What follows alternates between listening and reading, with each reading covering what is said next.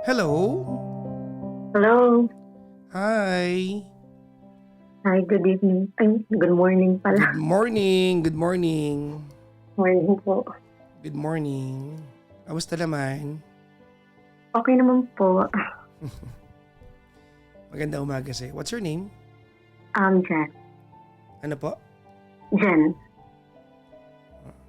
Jen. Jan. No, Jen. Ah, so, bobo ako ganun. Hindi na. Charot. Sorry. Nana. Sinabi mo na nga, hindi ko pa nakuha. Ilang taong ka na po? 32 po. Mag-33 itong next month. Happy birthday, advance. Where are you calling from? Quezon City. Okay. Naka-loudspeaker ka ba? Yes po. Wag, handheld lang po tayo. Okay. Sige po. Wait lang po. Okay na? Okay na po.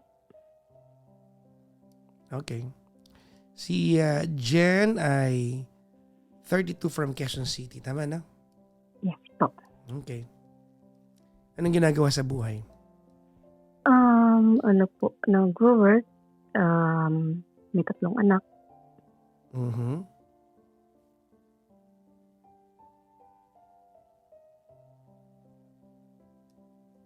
Anong work mo? Hello, Jen? Jen? Jen? Loko. Ayaw mo sumagot ha. Teka ka. Joke lang. Oo. Let's try to get her back. You are Hello? back. Hello. Ano nangyari? Sorry. Tatlong computer kasi nakakonect. Sorry. Ano? Kaya today? Kaya? Apo. Okay, sige. Alright, Jen. Okay. Anong work mo? Ano po? Naka-work from home po. Work from home. So, mga VA ganon. Apo. Mayaman ka, no? Kasi maraming pera dyan, eh, no? Hindi naman po. Wala. Wala. Meron po. Pero malaki daw sweldo. Opo. Malaki siya. Mm. So, hindi mo ako malilibre yung kahit na pandesal, ganon. Kaya naman. Kaya naman. Saka kape, ganun. Charot lang. Anyways, 3 anak mo, di ba? Yeah. Single mom? No po. Asan si mister? Partner lang po. Andito rin po sa bahay. Ano, yun na rin yun? Ito naman. Ba't ka napatawag sa akin? Ayun po. May tatanong lang po ako. Ano So, yun? kaya ako tumawag. Ano po. Ganito po kasi yun. 13 years na kami. Partner with 3 kids. Way back 2023 and 2024. Ang hina mo, Jen? Oo. Ay, sorry po. Way back 2023 and 2024, tinanong ko po siya. Kasi ilang taon na kami nang nagtataka po ako. Sabi ko, ba't parang hindi ako inaayang magpakasal na ito? Tinanong ko siya. Hindi ko talaga nagustuhan po yung sagot ni Papa. Kasi parang imbis na magpaliwanag, nagalit. Nagmamadali daw ako. Tapos naisip ko, wala, nagmamadali po ba ako sa lagay na yun? Ilang taon na kayo magkasama sa buhay? Nung time na yun, ano na po, 13 years. 13 years. Jen, sorry ha. Hindi ka gaano marinig ng mga taong yung mga chismosa sa TikTok, ang daming chismosa dyan. Hindi ka nila marinig, oo.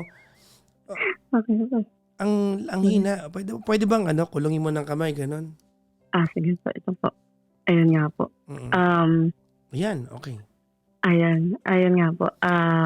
13 years na kami magkasama. Tapos nagtanong po ako nung 2023. Then 2024 ata ulit. Ganun. Tapos imbis na bigyan kanya ng assurance, galit pa siya. Okay. Tapos, ayun. Ba't wala ka bang assurance sa kanya? I mean, let's take the, well, indulge me for a little bit. If we take it, yung marriage na yan, sa equation, hindi ka ba assured sa kanya?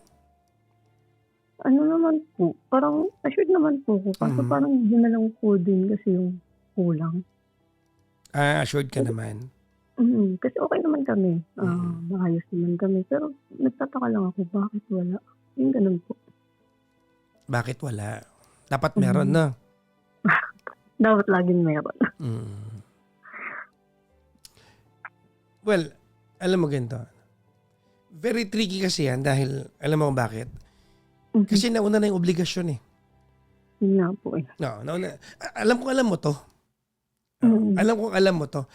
Pag ganito yan, kapag wala kayong mga anak, di ka nabuntis, o hindi ka nagbuntis, baka sensitive ka sa term, no? Kung hindi ka nagbuntis, hindi ka nagsama kagad, nauna yung kasal, diba? Pinangalagaan mo yung line mo, diba? Yung decision of marrying each other, or proposing, it becomes his decision when to propose to you. Tama? But when it comes to planning for the wedding, it's largely the bride. Kasi yun, sa akin yun ang hatian eh. Ang proposal sa lalaki yan eh. Ang kasal, generally babae na yan. Kasi tapos na yung part ng lalaki eh. Yung proposal eh, di ba? Pero pag nauna yung anak ninyo, you started building lives together, or a life together, may obligasyon na nagpapaaral na kayo ng bata, you've been together for a decade, matagal na. Yung decision of marrying each other, it becomes an economical question. Hindi na siya assurance question. It's no longer that. It becomes an economical question. Of course, it's still a question of whether you want to be assured or whatnot. Andun pa rin yun. But it becomes largely an economical question. Okay po. Diba? Tanong mo sarili mo. I mean, economically, do you have the extra money Ano po? Opo, meron. to marry each other? Isa pa yan. O meron, anong klaseng kasal ang gusto mo? Ayoko po ng maraming tao. Ayaw mo na maraming tao. Ang tanong, kasi pag yung kasal nangyari yan, bago kayo magsama, desisyon mo yan mostly. Okay? Pero kapag nagsama na kayo, half-half na kayo. So ang tanong dyan, yung bang kasal na gusto mo, na walang maraming tao, gusto niya ba yun? Hindi po. Gusto niya lang diba? Exactly. Kasi nakaipon na kayo ng maraming kaibigan eh, all through the years eh. May kumpare na kayo, may mga tropa na. So it becomes very tricky. So, hindi ko sinasabi sa'yo na maling gustuhin mo to. Of course, right mo yan eh. Karapatan mong itanong sa kanya yan. But don't be disappointed with the answer that you get because this question should have been asked bago mong binaba yung panty mo 13 years ago. Yun nga po. Bata pa po kasi ako. Exactly. Diba? Now it's very tricky. Diba? Hindi na siya yung, it is not something that pwede mo nang i-demand ngayon. Wala ka na sa part na yun. It is something that the two of you, will have to agree on. Hindi ka na niya niyayayang magpakasal. Magkakasundo na kayo. Okay po. So hindi pa pwedeng, hindi ko nagustuhan yung sagot niya. Halimbawa, hindi niya nagustuhan din yung idea mo. Okay po. Kasi based on what you told me tonight, gusto ka na niyang pakasalan. Tama? Ano pa? Sorry. Ayoko na ulitin, tatamad ako. Hindi na. Based on our, based on our conversation ngayon, gusto ka naman niyang pakasalan. Tama? Opo. Sabi lang niya, ewan ko po. Kaya lang, feeling ko, tell me kung mali ako ha, baka mali naman ako dito. Diba? Pero feeling ko, bago ka nagpunta sa kanya para tanungin siya, frustrated ka na. May halo ng inis yung pagtatanong mo. Opo. Yun. Yun. Po, biglang sinabi na mag-iwalay na tayo. Sasabi ng bakit? Ano na? Sorry, ano yan? Ang bungad ko sa kanya, mag-iwalay na tayo. Sabi niya, bakit? Kasi hindi mo ako Mali ka dito, mali ka dito. Mhm. You are not being asked to marry him now. This is something that you have to agree on. Kayong dalawa. Di ba? Hindi na issue dito kung sino nag-aaya ng kasal. Pagkakasunduan nyo to. Okay po. Diba? And for you na pumunta sa kanya, tapos ganyan yung attitude mo, di talagang problema yan. Gets mo, te? Opo. Attitude ka din, no? Hindi kasi siyempre nagtanong ako parang sa group, tapos naka-anonymous din. Wait lang. Ulitin mo yan. Gusto ko marinig yan. Ano yan? Yan, ako sa parang anonymous group. Tapos, siyempre, kunento ko ganyan. Ngayon, yung take ng mga babae doon na run na, ganun, iwan mo na, masyado na matagal yung nantay mo, na 12 years. Ganun. Lahat na nagpayo sa'yo ng random, bobo lahat yon. Totoo. 13 years, he provided a roof over your head. Mhm. Diba? He was a partner to you for 13 years. Tapos, ang payo ng mga tanga na yon, run? Opo. Sino may mga bobo Kaya, na yan? Ang Kasi tanga yung mga lalaki. Ang tanga naman nung nagpayo sa inyo, ganun ang solusyon ninyo? Yung mga nagpayo ng run?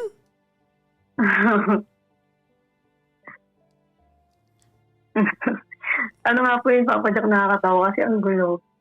Sa side ng mga lalaki, ano yun, parang baka nagana pa, ayun, kung maayos naman kayo, bakit naisip mo? Alam mo, isa ang problema yan. Why do you have to ask that? Di ba? Oh, salamat na lang tinanong mo ko, but why do you have to ask that? Why were you willing to make your situation sa marriage ninyo as a group discussion ng ibang taong walang kinalaman sa buong kwento? And to begin with, your story there is one-sided. Kwento mo, part mo yun eh. Kasi po, Papa Jackie, syempre, wala akong natatanong. Alam mo Diba? yun, sarili ko lang. yung part na yan, kasi ganito, I don't know if kung maamin ka sa akin, kasi may pakiramdam ako na feeling mo kawawa ka kasi hindi ka pinapakasalan. Opo. Yun lang ang nakita mo sa kanya. I mean, that's all that you took note of 13 years of being together? Parang ewan ko siya, siguro nakikita mo rin sa social media, yung gano'n, nadadala ka din. Ang daming tanga dyan. Minsan di mo alam kung ano yung tama. Di ba? Alam mo pala eh. Kasi si tanong ka dyan. Kaya ako, Jack, nangingiri na ako nung iba pang masasabi ng ibang tao. Well, according to your story, yung kwento mo naman sa akin, he wants to marry you. It's just that, hindi kayo magkatugma kung paano at kailan. Tama? Opo. Instead of demanding it from him, kasi you are past that point. May anak na kayo. I'm not saying na hindi mo to karapatan, but my point is, you are past that point.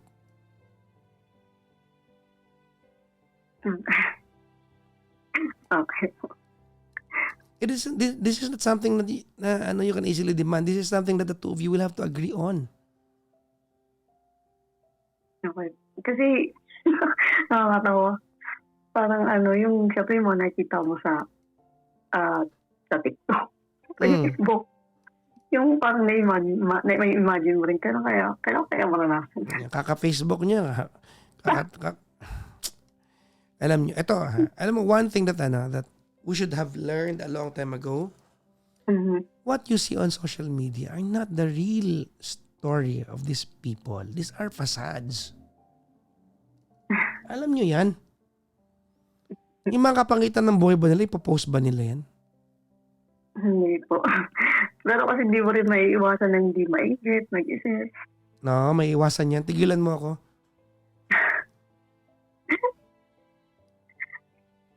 May iwasan yan. Huwag mo sabihin sa akin na hindi maiiwasan. Di ba? May iwasan yan. Sino mga nagsabi sa'yo na hindi maiwasan? Wala lang, ang hirap lang yung pag yung palagi nakikita mo sa social media. Parang Why, mapapaisip ka din. why will you compare yourself or your life to other people's lives? Bakit? Why will you make other people's miseries or happiness as a parameter of what you have in life? Bakit? Hindi ko po alam. Sagutin mo ako ngayon. Why will you make other people's miseries or happiness or fulfillment, diba, as a parameter of your life? Hindi ko. Hindi mo alam kasi wala naman point talaga. Siguro po. Wala naman point. Opo. The point is, what's the point? Ha? Ano po? Hayaan mo na. Sabi ko, the point is, what's the point? Wala po. Alam mo, ikaw, you are ruining something beautiful that you have. There are other ways of going to him and asking him for that.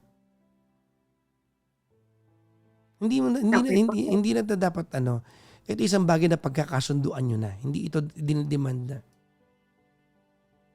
Hindi mo sabihin sa kanya na, alam mo, siguro mga 2028, magandang year ng kasal natin yan. Palagay mo. May balak ka naman, di ba? No pressure. Sige. Hindi, tinatanungan ko siya. What matters most is how you feel towards each other. Do you love him? Yes po. Bakit ang bungad mo sa kanya? Maghiwalay na tayo.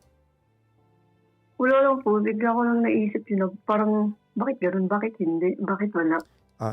Let's reverse the roles. Kung sa kanya mo narinig yan.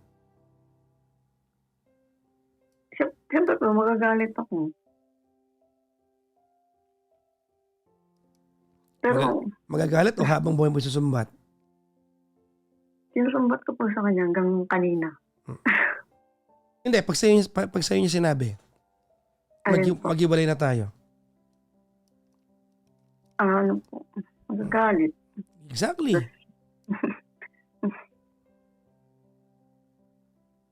Diba? Hindi kasi tama yung approach mo. Ba't naman ganun? Ano ka ba? Mahirap kasi Papa Jack pag wala ka masyadong nakakausap, sarili mo lang.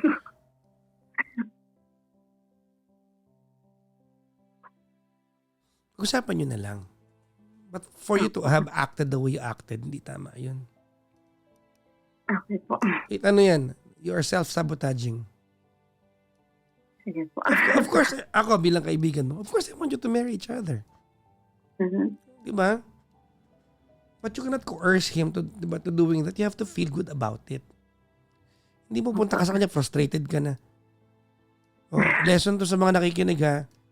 Baba kasi kayo ng baba ng panty ninyo. Hindi kayo humingi na kasal bago nyo babayan.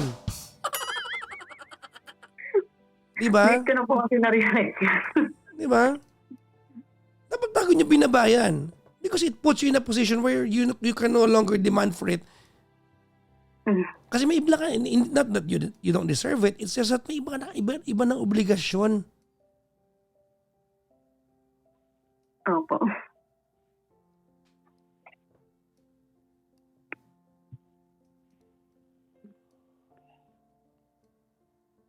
Saka ihilong mo ka sa mga mangmang na nagsabi sa iyong run. Mga bitter sa buhay.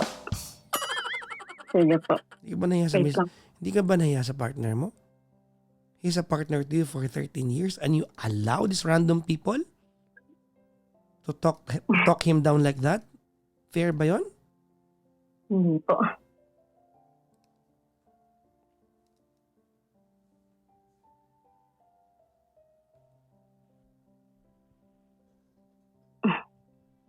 Okay? Okay po. Okay na? Okay po. Thank you. Bye-bye. Ingat ka ha. Thank you po. Bye.